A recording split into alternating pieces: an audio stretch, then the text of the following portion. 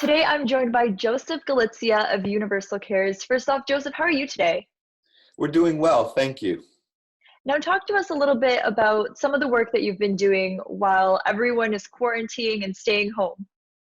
Well, first of all, for those that have been staying home, we're so grateful that they're doing their part to help us because it allows healthcare workers to go to work and go to work safely. As you know, we operate 20 long-term care homes and retirement homes across the province, and I'm so inspired by all of the staff members in terms of what they've been doing and working hard and compassionately caring for our residents. And day by day, we are trying to keep COVID out in our homes, and in some homes where we've been impacted by COVID, keeping residents safe, providing them the care that they need and deserve. We know that, retirement homes and long-term care centers have been so heavily hit because of the COVID-19 pandemic, and not just health-wise, but a lot of them are forced to be away from their families. So I want to talk to you specifically about some of the initiatives that you've been doing as a whole to support these residents. That's a great question, Camilla. This has been a very difficult period for residents and families and staff alike. Our focus has been to contain the spread of COVID-19, and those initiatives that we've taken, to heart and have arranged.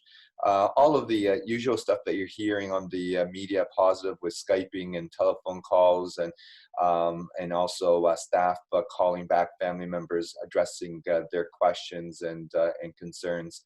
But one of the things that we're able to do recently with a gentleman by the name of Cliff, he created a Cliff Project, which is creating life inspiration through flowers, where just randomly with no connection to Ridgeview Manor, he donated over 140 flower pots to the residents, and the response has been so positive that many of the residents were just surprised, but they were all grateful. So that's what we're trying to do, is keep people's spirits up. We've been great benefactors of local restaurants and family members that have provided food on a daily basis, and so that's been really helpful as well.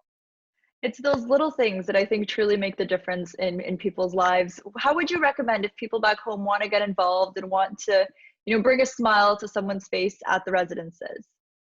Yeah, that's a very important question. I would say, reach out to the home, whether it's our home or another home. We're all doing great work and really inspirational work, seeing the frontline staff being the heroes.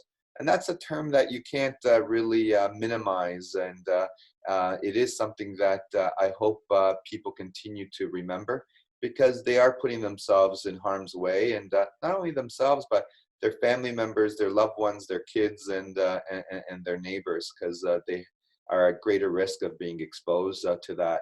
So to each family member or community member that wants to give back and support, contact your local administrator or general manager, and they all have different ideas how to make that happen. And you mentioned that you are at Villa Colombo right now. So I'm curious, how are people's spirits? How are the residents feeling towards, of course, such a difficult situation? It is difficult, and every day is, a different experience. I'm inspired by the staff members coming to work each and every day, and we've been fortunate that we've been able to continue to hire additional staff from the community and long-term care and universities. So that's been really, really positive.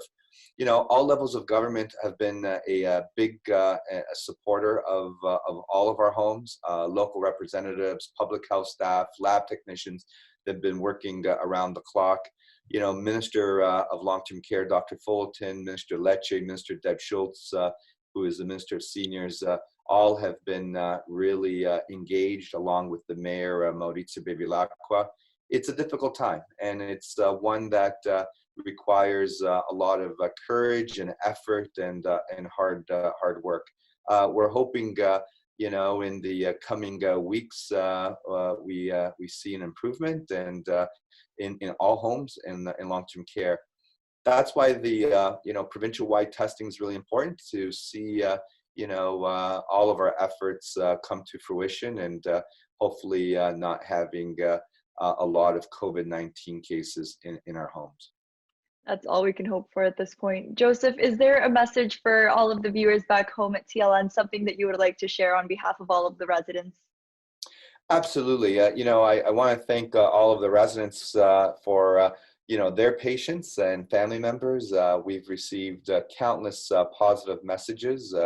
We share their concerns and worries, and people are working around the clock to provide the compassionate care that our residents need and deserve. And just reminds me of a quote of an author, Mitch Albom, that said, "The way you get meaning in your life is to devote yourself to loving others, devote yourself to your community around you, and devote yourself to creating something that gives you purpose and meaning." And I can't think of a better industry to be a part of personally, and I know it's a message that all of my staff share. We love what we do, and we wouldn't want to be anywhere else. Amazing. Thank you so much, Joseph, for joining us. Thank you, Camilla, and thank you for the TLN family for, all the work that you're doing addressing COVID-19 on a daily basis.